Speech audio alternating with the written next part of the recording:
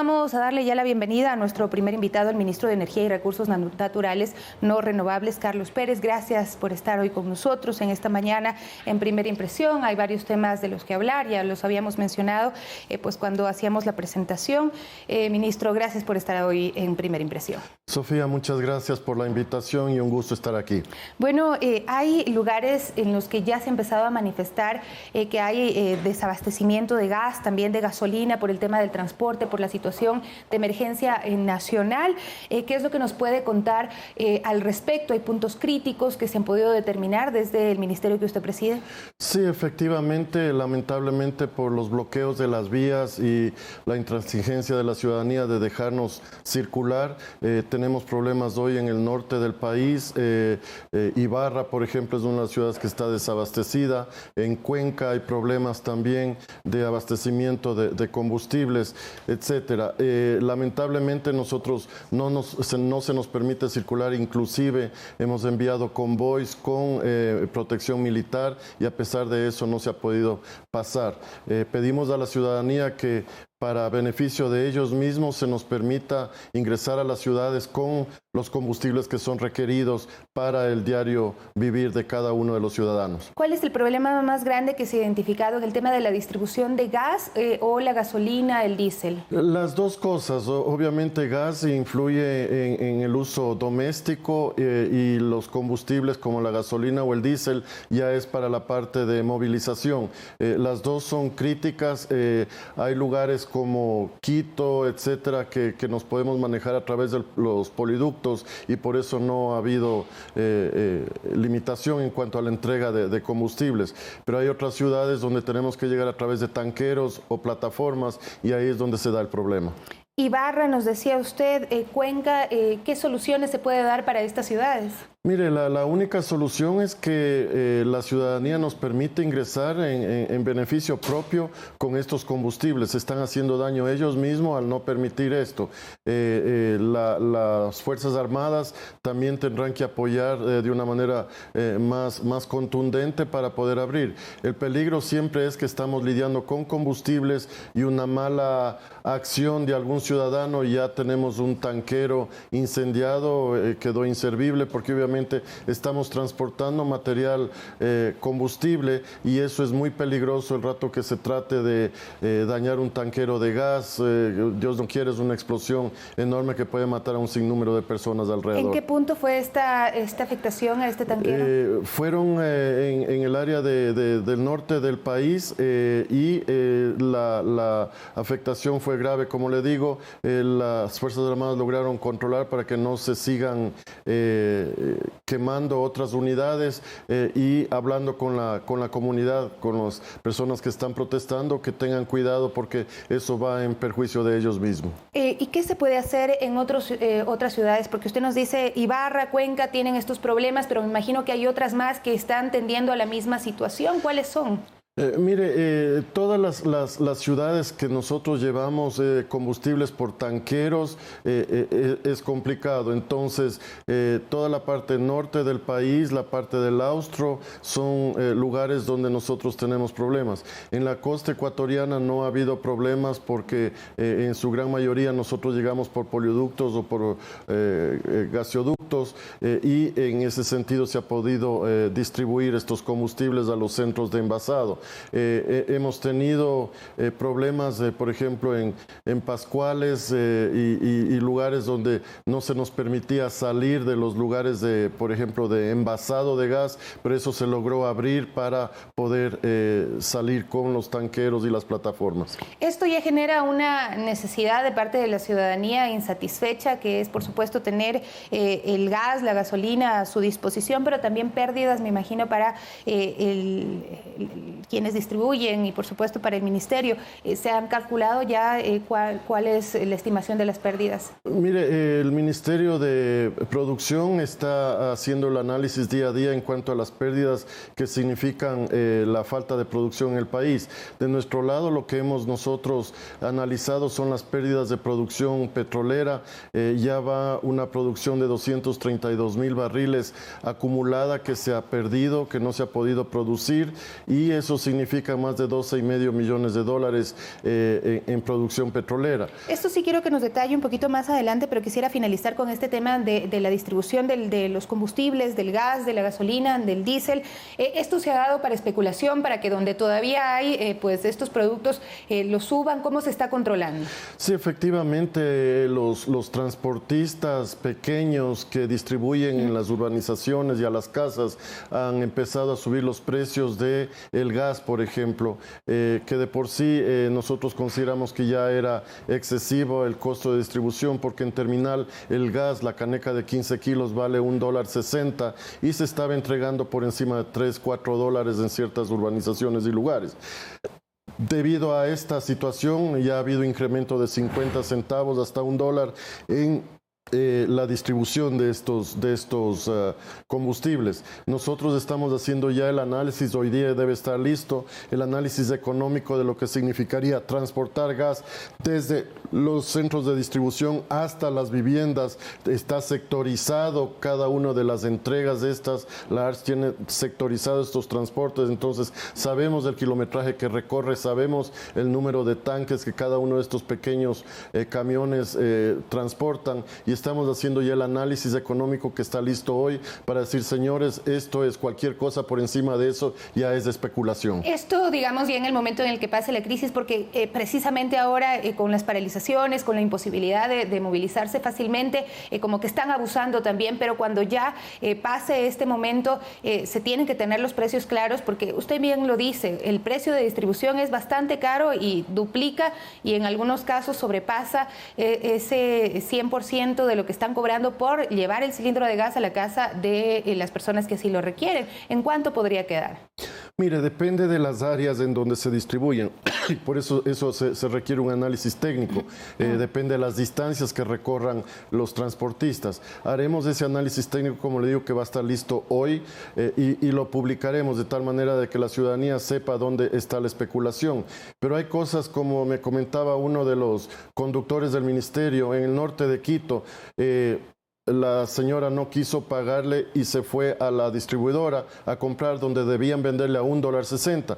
Solo por bajar el tanque del camioncito abajo le cobraron 50 centavos de administración, entre comillas. Esos son absurdos y son abusos que no podemos permitir. ¿Y eso cómo se puede sancionar? ¿Quién está a cargo del control? Mire, eso le toca a las autoridades que manejan el control de precios, no es una atribución que tiene este ministerio, entonces toca trabajar con las autoridades municipales para que controlen eso como una falta y una especulación hacia los ciudadanos. Claro, la Intendencia tiene que estar presente pues también en todos estos puntos. Ahora, ministro, continúan las protestas por esta medida que se ha tomado desde el gobierno de liberar los precios de la gasolina y el diésel. El gobierno no va a dar marcha atrás en este tema, es lo que ha manifestado el presidente de la República. Están con esa medida en firme. Así es, eso es lo que ha comunicado el señor presidente de la República. Él está firme con esta medida porque considera que es algo necesario para el país, algo que es correcto, algo que se debía haber hecho hace mucho tiempo atrás. Pero yo creo que ya las protestas se han desvirtuado. Nosotros hemos llegado a acuerdos con los transportistas, por ejemplo, para que los incrementos sean razonables y no sean especulativos. Ellos han sabido entender esta situación, pero ya yo creo que la protesta se ha convertido en otro tipo de protesta, ya es una protesta política, hay gente que está buscando desestabilizar el gobierno nacional y eso es lo que está causando toda esta revuelta en el país. Tenemos apoyos de una cantidad de instituciones, de cantidad de grupos al respecto y la ciudadanía ha entendido que hay que mojarse el poncho, como se dice comúnmente.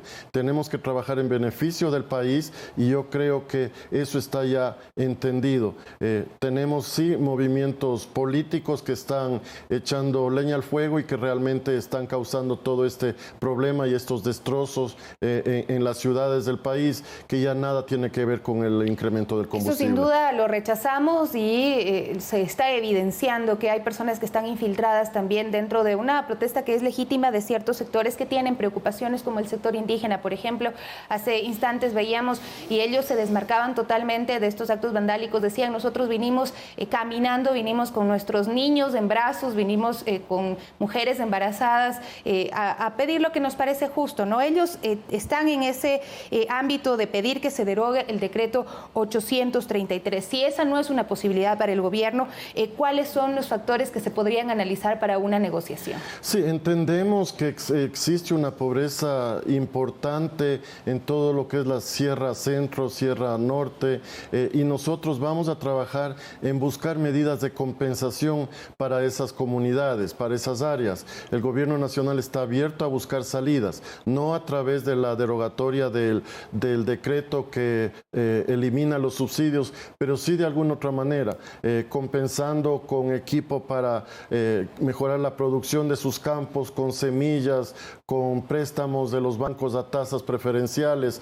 el mismo bono que ya se ha incrementado con este decreto a más de 300,000 personas y vamos a cubrir 1.300.000 familias que da alrededor de 5 millones de personas. Entonces, todas esas medidas compensatorias que está tomando el gobierno para realmente distribuir donde se necesita distribuir y que no nos beneficiemos quienes no deberíamos beneficiarnos, que ha sido el caso con el subsidio de los combustibles. El temor más grande de los sectores indígenas, que la mayoría trabajan en el sector del agro, es que a ellos les toque asumir los incrementos y la ciudadanía, los intermediarios no quieran pagar lo que ellos están asumiendo y pues sean los más perjudicados. ¿Cómo manejar todo este tema? Sí, nosotros tenemos que compensar el agro, como le digo, sobre todo en la sierra. Ya ha habido conversaciones en la costa también, por ejemplo, con los arroceros, con los cacaoteros, maiceros, en donde se les ha pedido y se les ha dado tarifas preferenciales de energía para compensar la subida de los combustibles. Pero lo que también tenemos que evitar es especulación. El otro día se ponía el ejemplo de las papas, no porque los combustibles subieron un X porcentaje, ese mismo porcentaje transferirlo a las papas. Hay que hacer un cálculo técnico y económico, y si los combustibles tienen un impacto en el transporte del 20-25%, cuando se transfiere al quintal de papas, eso subirá un 5%, y no aplicar el 100% de la subida de combustibles al 100% del incremento del costal de papas. Lo que sí es cierto es que en medio de toda esta bulla que se da en torno a las medidas económicas y con estos hechos también de violencia que se han presentado, no se logran escuchar las voces de quienes realmente tienen que dar argumentos del un lado y del otro lado. Ministro, para ya ir cerrando, usted nos decía que hay afectación en varios campos petroleros del país, incluso una central hidroeléctrica fue afectada. ¿Cuál es el balance que tienen hasta el momento? Sí, nosotros estamos realmente preocupados porque se han tomado acciones para cerrar la producción de varios campos como Sacha, Libertador, Guarumo, Víctor Hugo Ruales, Palo Azul, etcétera. Son campos que están cerrados. El balance hasta esta mañana a las 6 de la mañana es una pérdida de 232,000 barriles, lo que son más de 12,5 millones de dólares que se ha perdido. Y lo triste de esto es que la propia ciudadanía amazónica se está perjudicando, porque usted bien conoce que parte de los recursos de la producción petrolera regresa donde ellos. Entonces, es menos dinero que va a regresar donde ellos por esta para. Las protestas han sido agresivas, se han tomado, no ha sido suficiente la fuerza militar que ha estado en estas instalaciones, les ha desbordado por la cantidad de gente que se ha movilizado. Hoy en la mañana inclusive tengo información que el pueblo guaurani ha atacado a campos petroleros, a los propios militares, de tal manera de que la gente está tomando estas medidas. Inclusive en Tarapoa, la gente que está afectando a estas instalaciones son gente que está defendiendo a la asambleísta Poma, por ejemplo, que en la noche de ayer pues fue dada su prisión preventiva por lo que estuvo incursionando en áreas que no son permitidas, y la justicia ha actuado. Ahora, ¿qué más se puede hacer en contra también de estas dirigencias o cómo va a actuar el Ministerio o el Gobierno para poder sancionar a quienes han estado promoviendo estas paralizaciones? Porque son pérdidas enormes. Son pérdidas enormes y el Gobierno, usted sabe, con el toque de queda parcial que existe de las 8 de la noche hasta las 5 de la mañana, tiene que actuar y cualquier persona que incumpla con estas normas que salieron a través del decreto 888 tendrán que responder frente a la justicia. Nosotros somos muy respetuosos de eso, pero también de una manera firme vamos a aplicar la ley y vamos a entregar a la justicia a las personas que incumplan estas normas. Pero ¿cómo hacer en este momento para evitar que se sigan atacando estas infraestructuras? Bueno, tenemos que reforzar la presencia militar. Es un pedido que se le ha hecho al señor ministro Osvaldo Jarrín para que nos apoye en esta situación. Las empresas privadas que están trabajando también tienen preocupación. He recibido cartas de varias de ellas en donde les preocupa, por ejemplo, ayer el bloque 10, donde trabaja lo que era Agip, que ahora es Pluspetrol, fue también parada la producción e intervinieron. Entonces, realmente está regado por toda la parte amazónica y ya los recursos que nosotros tenemos no son suficientes para controlar esta situación. En el caso de la central hidroeléctrica Pucará, que entiendo fue la afectada el día de ayer, ¿se logró restablecer funcionamiento? No, la central está parada, pero es una central pequeña que no afecta la generación en el país.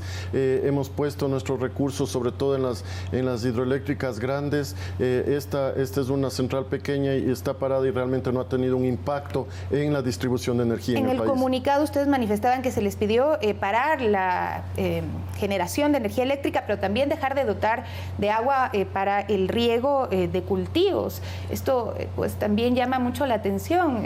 Porque terminan afectándose los mismos sectores. Así es, mire lo que sucedió en Ambato, cortaron el suministro de agua a la ciudad, entonces se está afectando la propia comunidad con estas medidas en donde se suspende el agua de riego, el agua de uso humano, entonces es el pueblo atacándose a sí mismo. Yo creo que los dirigentes tienen que pensar un poco más en cuáles son las medidas, sentarse a conversar. El señor presidente de la República ha extendido su mano para podernos sentar a conversar y ver cuáles son necesidades, cuáles son sus preocupaciones y buscar una salida a esto, pero no hacerlo de la manera en la que se está actuando actualmente. Muchísimas gracias por acompañarnos, el ministro de Energía y Recursos Naturales No Renovables, Carlos Pérez, aquí en este espacio de Primera Impresión. Nos daba cuenta de las pérdidas que tiene por esta para en la producción petrolera en el país, además de los problemas de abastecimiento que se están viviendo ya en muchos sectores. Hacemos una pausa y regresamos con más de Primera Impresión.